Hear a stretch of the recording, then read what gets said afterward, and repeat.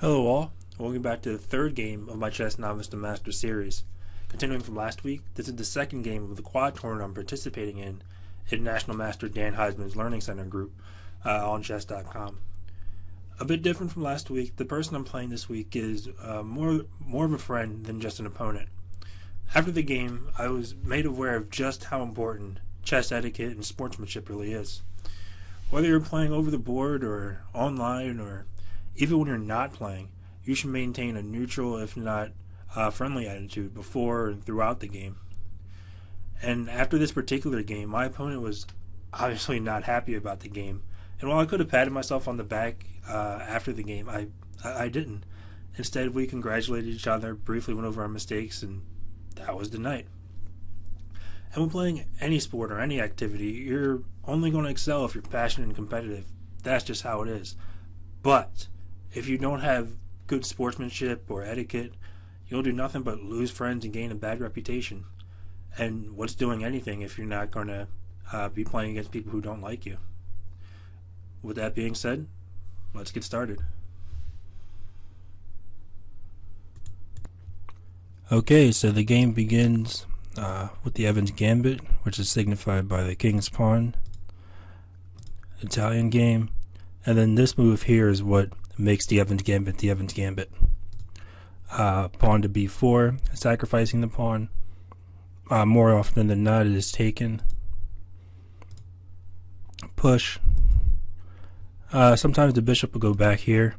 And then in some of the games I've seen at higher level play that I've looked on chessgames.com that you can get the PGNs to, when the bishop goes here, sometimes they push their pawn. And I'm not sure the reasoning behind it.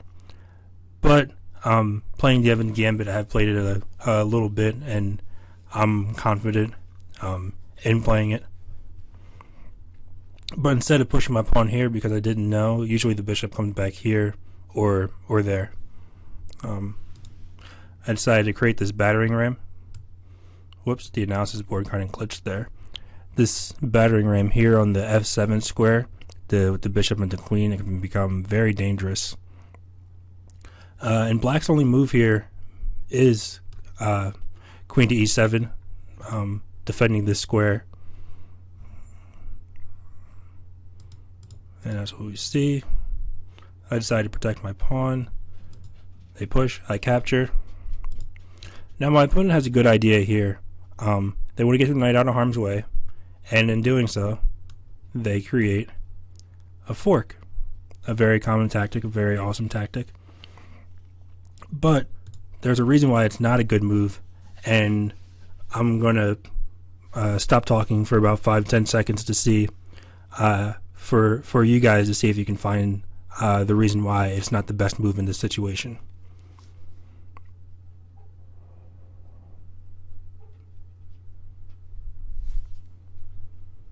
Alright, I'm assuming you're back now. And the move I played, which was the best move that shows the tactic which I was talking about, a check, and I win a knight here. And I do use a lot of tactics trainer on chess.com, and when using the tactics trainer, this comes up a lot.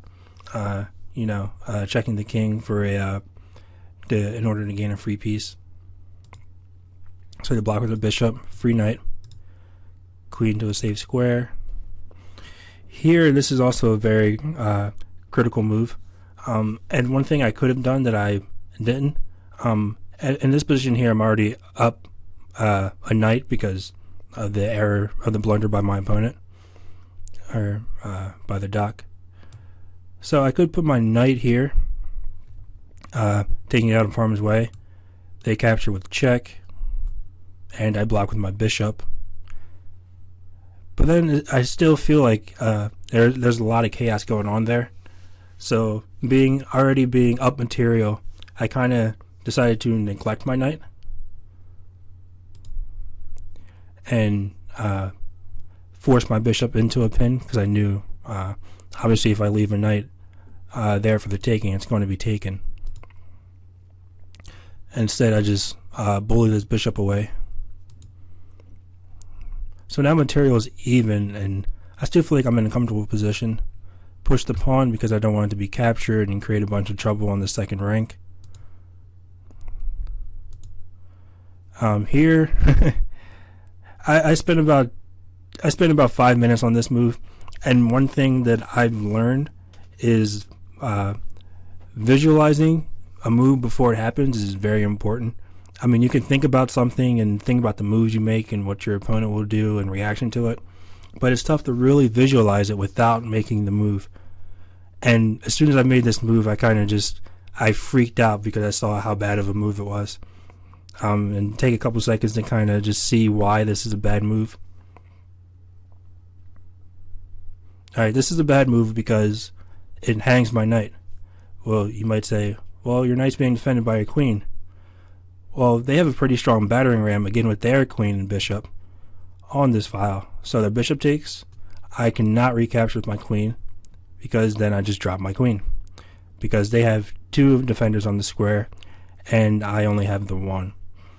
And my reasoning behind making this move was to get it into the action over here in the fifth, the eighth, A through D quadrant over here. There's a lot of action going on. Thankfully, my opponent castled and decided not to capture my knight. So I bring my knight into the action. What I remember from what Dr. Chris Angel told me was they made this move to prevent me from castling, and this is a very hot spot now anyway. So at this point I'm considering not castling at all. Trade pieces. Here, better move probably would have been to put my rook on the B or C file or something, or I'm not sure, but here I essentially just hung my pawn. I just gave it away.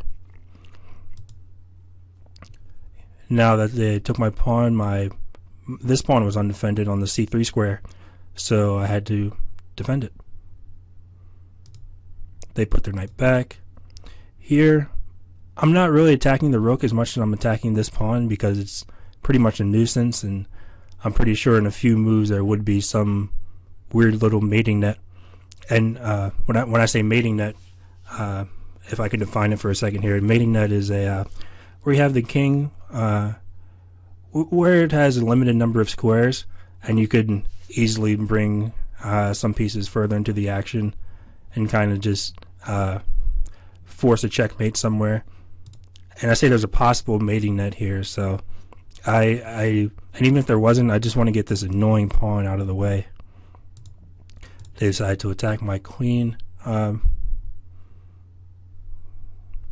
not sure if there's anything better to protect that pawn, but yeah, they attack my queen. Take the pawn. Now this is scary. Not only is the queen on a half open file, but their queen and the rook are doubled up against my king, and that is very scary for me. So what I do is I offer a queen trade, just to kind of get the queen out of there and go into the end game and just kind of see where my skill is at there. They deny it and they attack my bishop, not being defended, so I gotta bring my bishop back somewhere.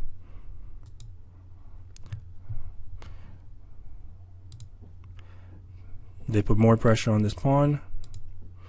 I offer another queen trade. It's accepted. Thank you. I'm so glad that it was. A check. I could move my king here, but it would leave this pawn hanging. So I decided to move to the left. This is very awkward for me. So I decided to put more pressure on the knight just to kind of see where he would go. This gives me and by moving the knight, I get a free bishop. Is there a better square for the knight? Not that I see, and this is a shame because one of Dr. Chris Angel's other friends went ahead and analyzed this game, and they provided a bunch of feedback, and I'll put the link to that in the description below. But I believe there was a better move here, but I'm just not seeing it right away. So I take the free bishop, They take my pawn. Here I attack the rook and the knight. Or I guess a better annotation would be that. I'm still getting used to all this. They take my pawn. And I decide to take the rook. And my opponent just ran the clock down, ran out of time. And I ended up winning the game. So in this quad tournament, I won my first 2 games. We'll see how we do in game 3. I think it might actually be a forfeit because there's a problem with the player. He hasn't played any of his first 2 games. But yeah, this is a quick match, despite it being a 45-minute match with a 45-second increment, and we've gone on for about 2 hours at this point. But it just felt quick.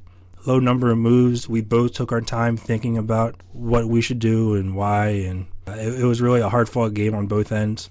And I'm real thankful for the game, especially against Dr. Chris Angel, because she has a big support system on the chess.com community, and I kind of like to just dive in and see what I can learn from the people that are mentoring her in her games and things like that.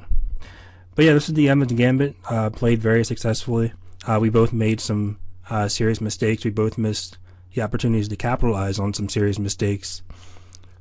But that was that, and I'm still on my road to 1,000. So, thank you very much, and be well, my friends.